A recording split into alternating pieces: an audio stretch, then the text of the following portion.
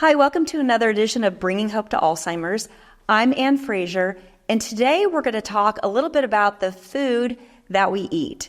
And so we have talked many times about great organic food, and especially vegetables and some fruits. But let's go kind of the other direction today, and I want to talk a little bit about the food that we consider the standard American diet. So the standard American diet, or SAD, can actually be quite sad, which is kind of funny. But if you remember back in the 80s when we got the food pyramid and, your fruits and vegetables were not considered as much as like all of your grains and all of your meats and things like that. So that was largely in part brought about because of the food industry in general. So you can go back in time and you can research out different companies and kind of what was happening along that time. But let's bring it back to where we are today. So there is a lot of food that we have in our grocery stores that we walk in and it has one of the three B's. It's either in a bag, it's in a box, or it has a barcode. And those are the foods many times, not always, but many times the food that we want to avoid. Now, I know that they started putting little barcodes on even our organic vegetables, and I get that. So I'm not talking about that, but I am talking about canned vegetables, or I'm talking about things that are in like bags that are not your most organic or the way that you get it from the ground. So, like you get a pecan, it comes in a shell and you break the shell open and you can eat the pecan or whatever. So that's its most natural state. But a pecan in a cookie, that's a different thing then, right? Because then we've added a lot of extra calories and sugar and flour and all the things. So the American diet we've been through so many phases, like in the 70s, no fat. So everything was fat-free. And then it became, like lower in carbohydrates. And then there's been so many different changes in low sugar to going with a lot of artificial sweeteners. And a lot of that food has been made because they're trying to make the food cheaper. And a lot of the food companies are trying to make their dollars go further. So how inexpensive can we make this food? And kind of how can we make this food kind of addictive? Have you ever sat down and ate like a bunch of chips and yet at the end of it, you're still kind of hungry because it didn't really make you satiated? You didn't feel full. That's largely purposeful. And so there's a lot of things that happen in our food. So for instance, a lot of sugar is added to our food. There's different chemicals and a lot of different things that cost a lot less money to make food stay longer on the shelf, make it taste better than it really would.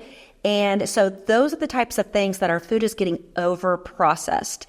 And so when we eat over-processed food, we're eating a lot of things that aren't necessarily good for us and also that aren't necessarily to be brought into our body. It's chemicals and different things that your body sometimes doesn't quite know what to do with.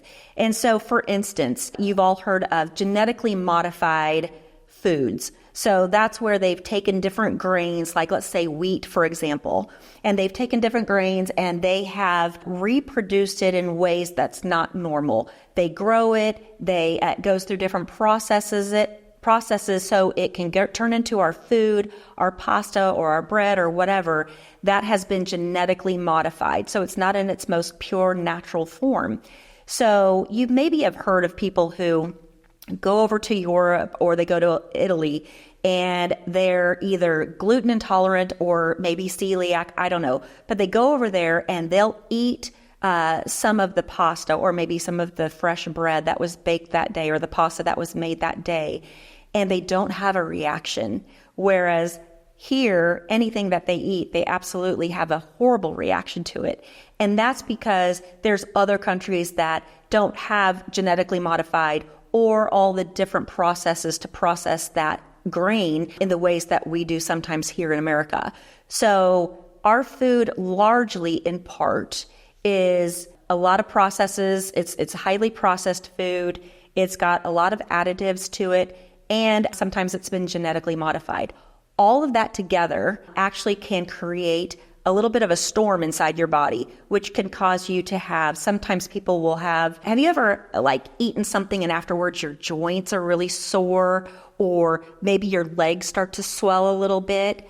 That is your body saying that there's something that you just ate that's super inflammatory for me. So especially if you have some health issues, lots of times those chemicals or sugars or those types of things will be drawn to and kind of deposit themselves, so to speak, in areas where your body has weakness. So for example, if you have a lot of arthritis, you eat something that's inflammatory, you'll feel it in those joints that you have arthritis.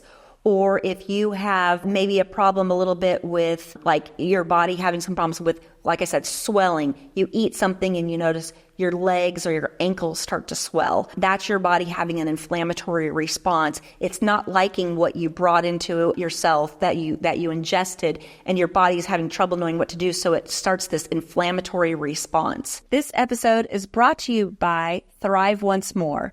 And I'm going to tell you a personal story because Thrive Once More, I was looking for a new functional medicine, integrative medicine doctor, and I found Dr. Ann Morgan.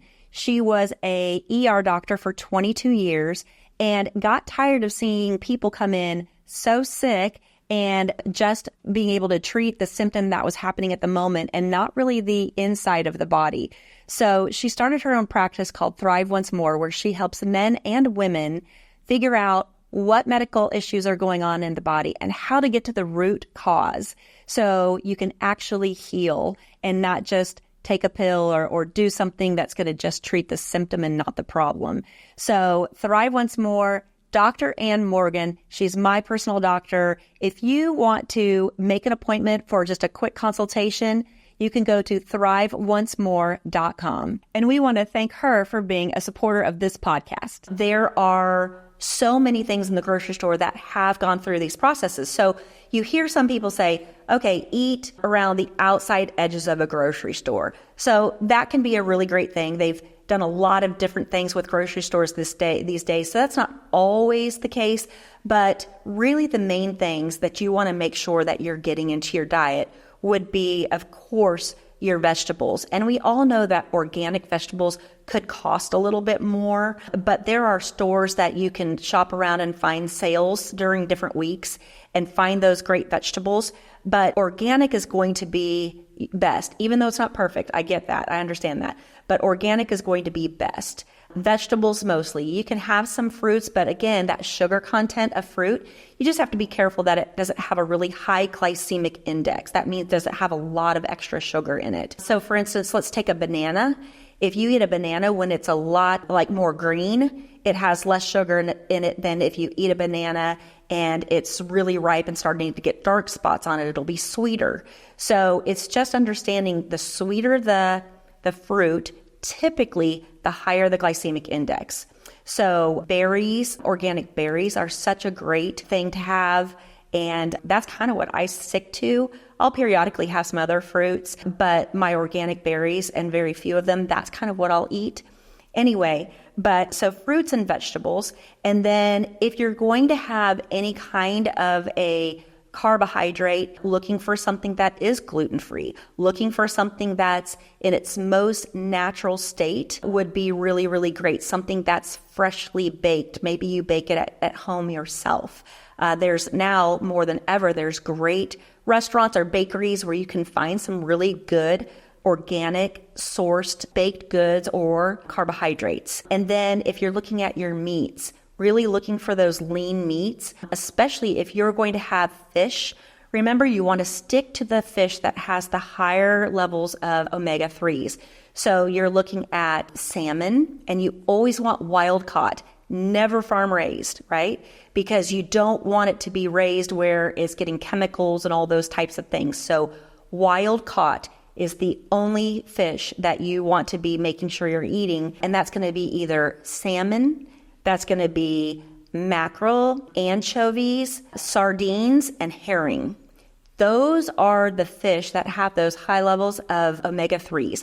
That's kind of what you're wanting to eat when you're having a meat, or if you're having a really, really lean, maybe some organic chicken or some organic turkey. And as less on the red meat for sure. and so forth. So those are kind of some of the things that you might want to think about as far as meat goes. And then, of course, you're not wanting to really bring in much sugar. And again, kind of try to think about that my doctor's always told me if it's over 5 grams of sugar per serving, then you kind of want to stay away from that.